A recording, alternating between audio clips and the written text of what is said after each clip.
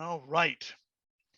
So we are going to be jumping in here on Romans chapter 3, and we're going to be going through the first 8 verses. Now, we have to realize from the very beginning on these 8 verses that these 8 verses, a number of biblical writers have said that these are some of the most difficult parts of Romans to understand, or at least this is one of the most difficult parts.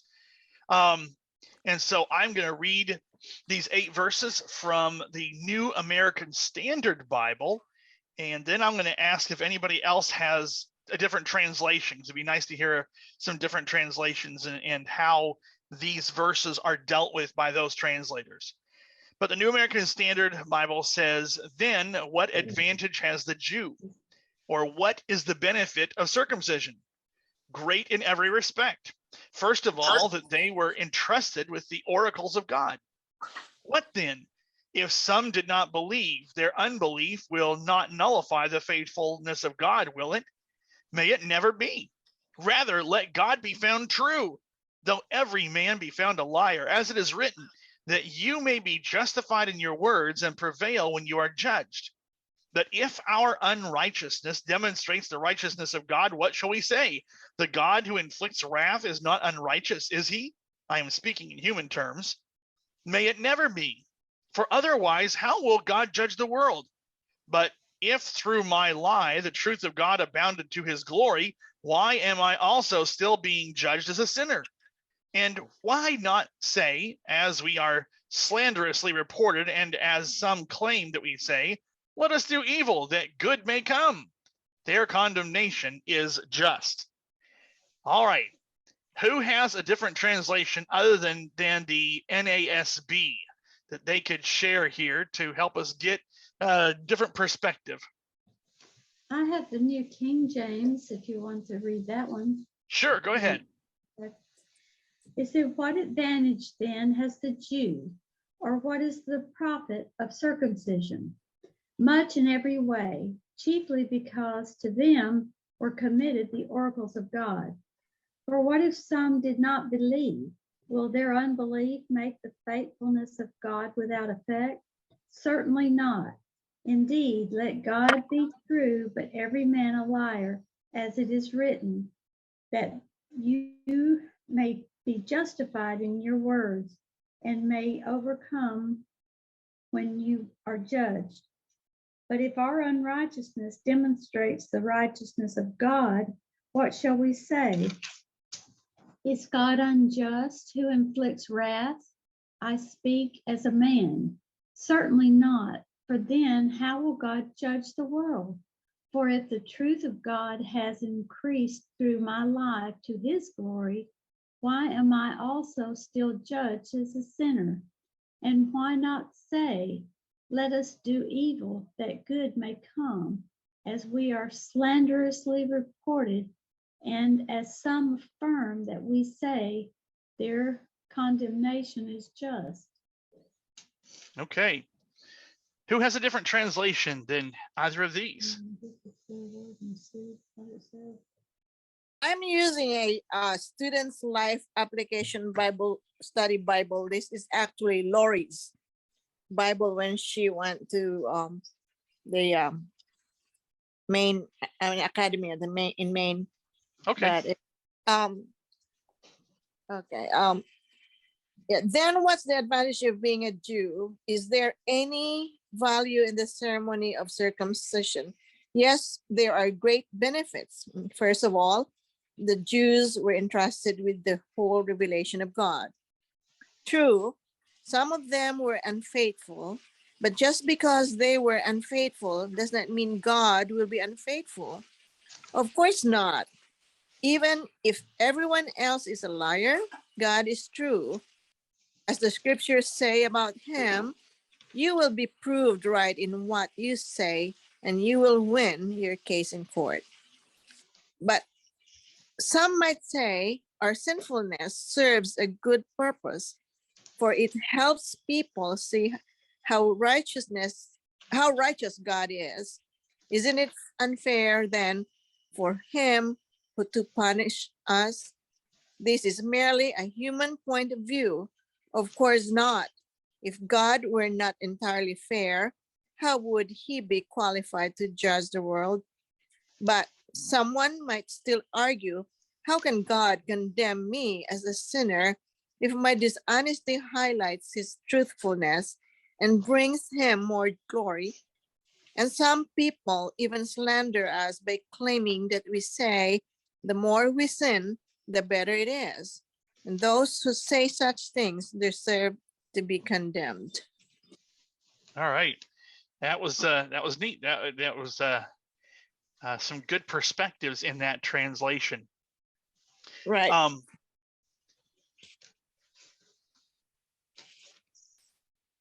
We're going to go ahead and get into some of the study part of it, but I love hearing those different ways that it is looked at. And like I tell you, I'm just going to say this there at the very end, that thing that they said they were slanderously charged with. Some of you have probably read in the past books like 95 Theses on Righteousness by Faith by the late Morris Venden.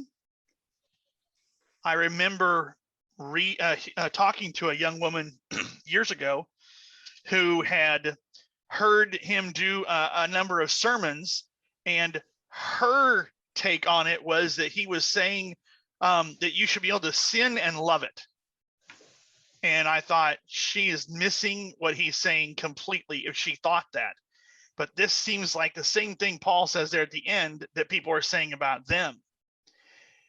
You know, we know that by the end of Romans 2, Paul has demonstrated that all people, both Gentiles and Jews, were sinners, and thus they needed Christ's righteousness. He made that very clear. And, you know, we would think that here at the beginning of chapter 3, you know, he might summarize his conclusions. He is going to do that coming up in verses 9 through 20, but first he takes us on this little 8-verse digression, this little like a detour, if you will, this little thought that he wants to put in here. His plain speaking about the Jews had created some serious questions potentially in people's minds. And so Paul is writing these 8 verses almost like it's coming from the mouth of an imaginary Jewish objector. And they raise 4 challenges to Paul's theology. And it's very likely that he had actually met such objections in response to his preaching already.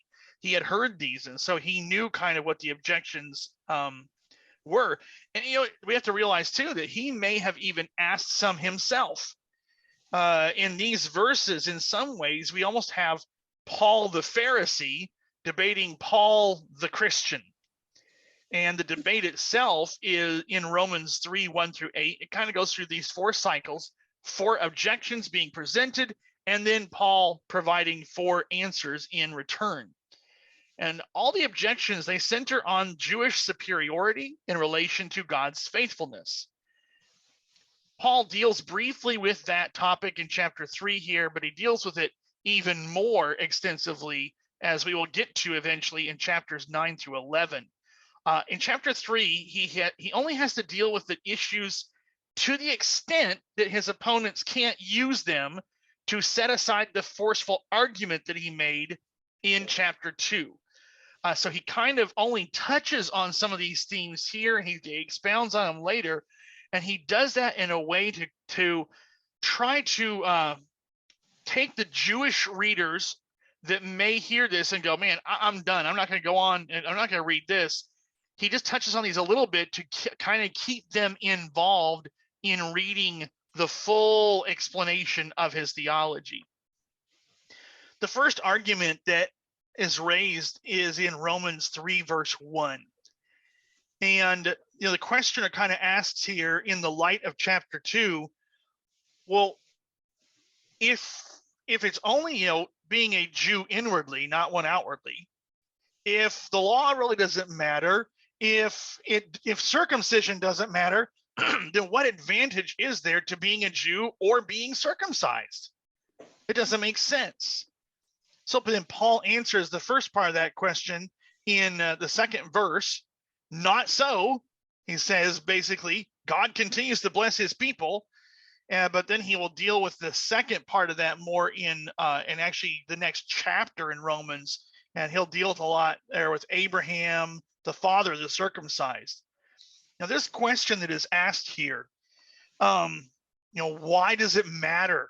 If Paul is taking the entire everything the Jews looked at as their special status, and he turns them all inside out and upside down, it kind of just really makes them ask that question. Well, then what does it matter?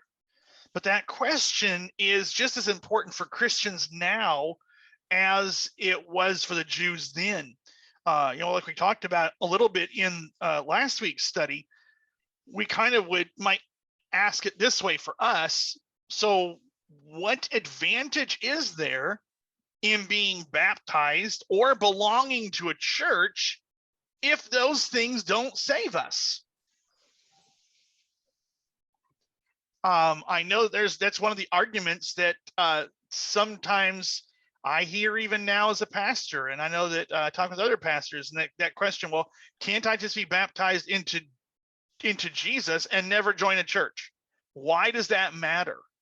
I even have some people say, well, why does baptism even matter? If all I have to do is believe on the Lord and be saved, well, then why even be baptized? And so that could, somewhat maybe be a question along the same lines for us. Now, when we look at this again from the context in which Paul is writing, we could think, given the argument in chapter 2 on the inadequacy of Jewish possession of the law and the circumcision, that there would be a resounding no to the question about whether being a Jew had any advantage. But instead, we find Paul giving a definite yes. We have to consider the implications. If the answer had been no by Paul, then the arguments would be, well, if the Old Testament is believed to be God, or is believed in the Old Testament that God chose the Jews at all mankind and bestowed special privileges upon them, if Paul would answer that first question with a no, well, what did the Old Testament mean? What did God do? Who did he call? Why the way he led Israel in the past? So we can see that would really raise a lot of red flags. And the second thing that there would be an implication if the answer was no, is that it would reduce Israel to the level of other nations and would either accuse the Old Testament of lies or accuse God of failing to carry out his plans and his promises. And so we see that Paul is saying, no, it does matter. There is a blessing to it. But Paul here is trying to say the primary advantage of being Jewish is that God gave the word to the world through the Jewish nation. Through that nation, they had received both, or through the truths that have been given, they received both the law and circumcision, which had been a blessing. But the Bible, Paul points out kind of from Romans 3 verses 9 and onward, it also includes God's teaching on the universality of sin, the problems of outward religion only, and the promises of the coming of Christ and the way of salvation. So he's saying, yes, it does matter to be a Jew. Yes, it's God's special people. But God's special people were entrusted with these deep truths, and there's one that has been lost. There's one that's been overlooked, and that is the fact that all need salvation, and by implication, then all need Jesus. And so he's saying that through the Jewish nation, even that came to be. So yes, it still matters. So, we have to realize, as all of us today, we are saved by a Jewish carpenter, right? That's who Jesus was. And so we have to realize that even our blessing of salvation came through the Jewish nation. And so Paul is saying, no, it does matter. But that privilege that they had, that then leads to the second objection in the minds of Paul's opponents. What if some of the Jews lacked faith? Does that mean that God is free from his promises to the Jews? So somebody, doesn't believe. Well, then God says, oh, forget it then. I'm just going to, ignore what I have said I would do.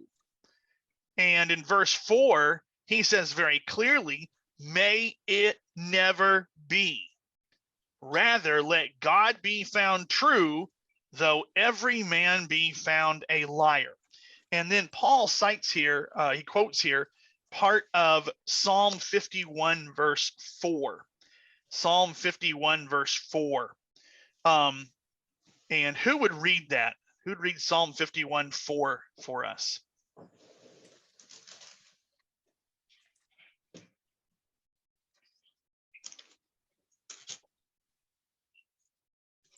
Psalms 51, verse 4. Mm-hmm. Against you, you only have I sinned and done this evil in your sight, that you may be found just when you speak and blameless when you judge. Okay. Do you know what the context of that is?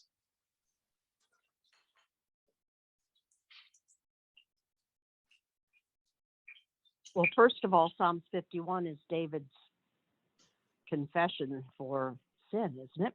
Yes, it is. Okay. Yeah. So David here in this psalm is saying, against you only I have sinned, done what is evil in your sight, so that you are justified when you speak and blameless when you judge. In other words, Paul in Romans 3 here is almost going back to that idea of David. He's saying that God vindicated his covenant faithfulness. He had been true to his promises in spite of David's faithlessness.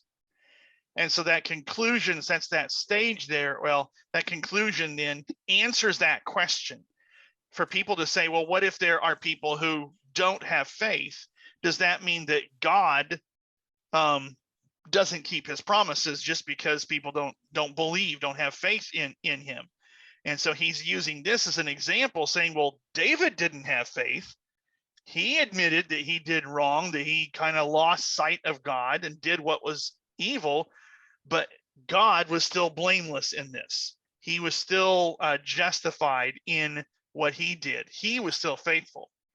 Does anybody remember the episode that happened in the book of Genesis when Abram and God are talking in Genesis chapter 15?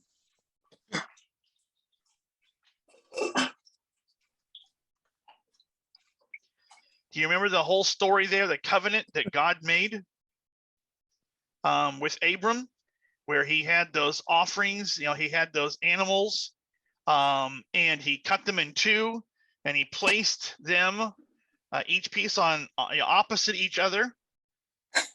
And then he, in verse 17 of Genesis 15, it came to pass, and the sun went down, and it was dark, that behold, there appeared a smoking oven, a burning torch that passed between those two pieces.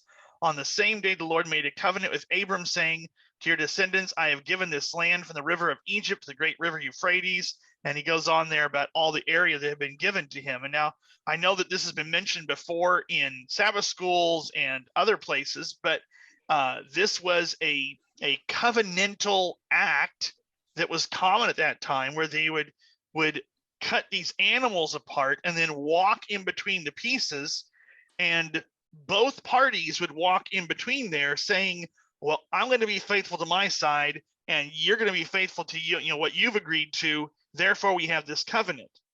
But we see in this episode there in Genesis 15 that God is almost indicating, you are not going to be able to fulfill your side of the covenant because you are weak and sinful. Therefore, I am going to pass through alone. The covenant is mine to keep, and I will make sure that all the promises and all the covenant is taken care of. And so we see that same kind of a thought here in the book of Romans, that Paul is saying, that God demonstrated from all that time past that he is the covenant keeping, the faithful God. And so even if people lack faith, it doesn't mean that God is free from his promises. He still is faithful to his people. Now, here's the reality. Is God still faithful to the Jewish nation? And we can say, yes, he is, but the Jewish nation is no longer just the Jews by blood. It is, as Paul said in the previous chapter, it is those who are Jews inwardly, and that includes us. So God is still faithful to the Jewish nation, but now it is spiritual Israel. It is the spiritual Jews that he is faithful to, but he still continues his faithfulness. So all of this sets us up for the objection number 3 that comes in Romans 3 verse 5. In its essence, it suggests that Paul's teaching frustrates divine justice. The objection kind of implies that, well, if we didn't sin, then God couldn't be shown to be just. Therefore, somehow, we've done God a favor by sinning. Isn't that a crazy idea? This idea that, if his justice requires us to sin, then he should be thankful for us sinning, right? And not punish us for helping him. The apostle here, he appears, the human Paul here, he's almost embarrassed, it appears, to even raise such a ridiculous objection. He even adds the words, I'm speaking in a human way here.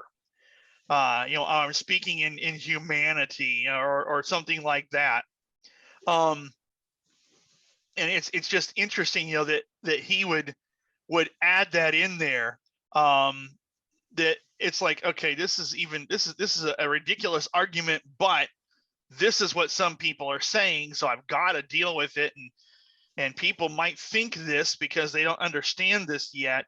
And so he's really trying to say, I'm trying to put this in as good a words as ever. And it's almost like saying, even the concept, even just wording it is almost like, I'm going to put this in, and say that this is in human terms, because this is so far from God and true spirituality that it's almost embarrassing to have to put it down.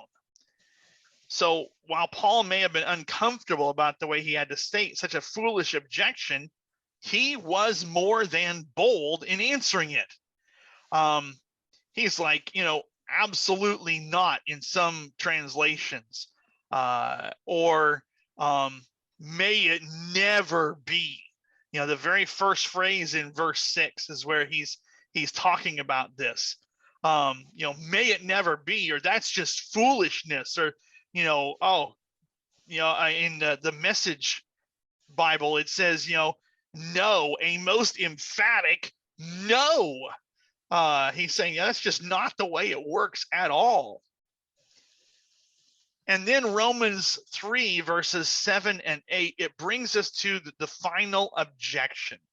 And this is one that is related to the issues of verse 4, but Paul more clearly states the human side of it. The basic idea is that if human sin leads to God's glory, as he saves by grace, what right does God have to condemn sinners?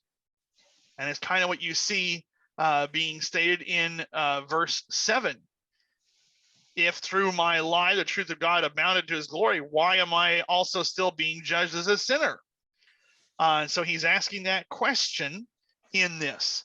And again, these are hard verses to study and to see exactly what he's trying to say and his explanation. But Paul goes on a little bit even more sharply in verse 8 let us practice evil in order that good may come? Well, for the present, Paul refuses to even consider such a ridiculous proposition again. He merely says that such is what some people are saying about him, and all such will get their just condemnation for their slander. But Paul eventually is going to take up the issue of increasing sin so that grace might more abound. He does that in Romans 6, and he's going to deal with it thoroughly, since the accusation of cheap grace is one that many raise when they discover that salvation is a free gift. I have heard some of these very things from people in my pastorate, asking those questions. Well, maybe it's just okay. Whatever I do doesn't matter, right? The more I sin, the more grace I can get. So I might as well just sin a lot. And it's just ridiculous arguments, the same as Paul was dealing with here. We have to realize too that the Jews that were probably making these arguments at his time, they were ones who were really struggling, trying to come from a very regimented and rule-oriented, law-oriented faith and a law-oriented religion. And so when Paul is bringing these things up, some of their arguments against what he was saying were as a way of some self-justification of them saying, well, they raise that argument as a way to say, well, what he's saying is ridiculous because, I've been raised this way. I'm comfortable this way. This is what we've been told our whole lives. So that can't be. And again, part of the same argument that we talked about last week, the argument of circumcision being dropped, part of that argument was, well, wait a second. Well, if that really doesn't matter, did it matter for those last thousands of years when all of the men in our religion, in our nation, went through this process? So why does it matter? And so there's this challenge that's happening here for people to reorient. And so some of these arguments are just ways that people are trying to still find their relevance and their value in the past and in the way they were raised and with the truths that they were raised with. So we can kind of understand that. People don't like change, and they don't like being told basically, everything that you were led to believe, or so many of the things you were led to believe, are just wrong. And so some of these arguments, we can see they're a natural part of people trying to make sense of it and potentially to calm their own consciences, which the Holy Spirit was, I think, really working on through Paul's messages. So we can look at that and go, well, we can kind of understand the mental and the intellectual processes that were going on, the emotional processes of why people would try to come up with some of these arguments that, we read them and go, that's ridiculous. The same as Paul. We look at it, that's almost ridiculous to even mention. Yet sometimes people even today come up with ridiculous arguments about why they don't have to or shouldn't follow God, or why they shouldn't make changes in their life, or there's so many. The devil will give us every excuse under the sun if we need one. We will, and us as humans, we try to find excuses as well when we are challenged and we are convicted to make changes in our life.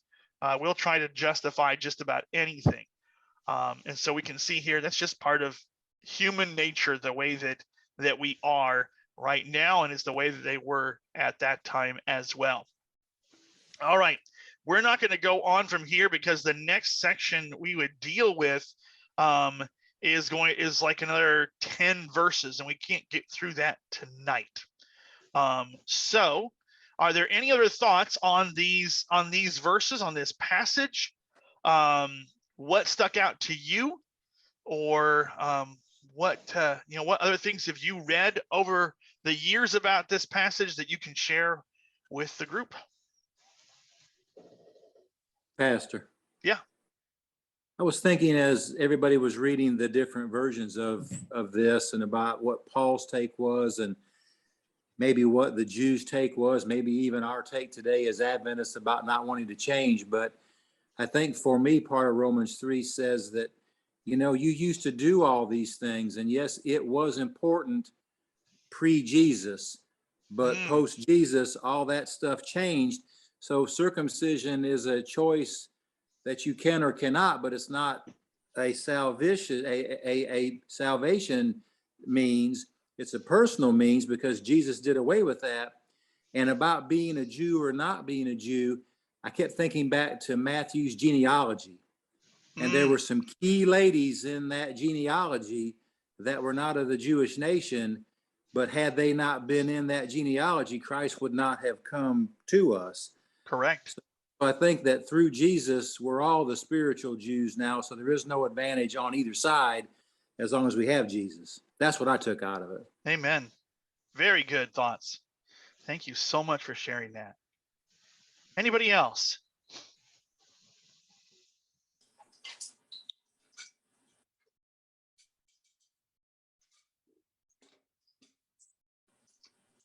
No other thoughts? All right. Paul's like an onion, man. He's got a lot of layers. I know. He sure it's exactly right. And you know, like you know, like I shared here, you know, even some of the things in these 8 verses, he doesn't deal with them fully here. But it's like, well, I'm gonna get to that, you know, in 4 chapters or 5 chapters away.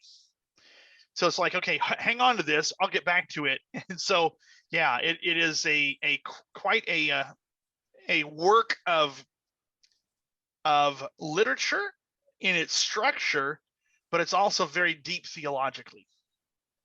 Yeah.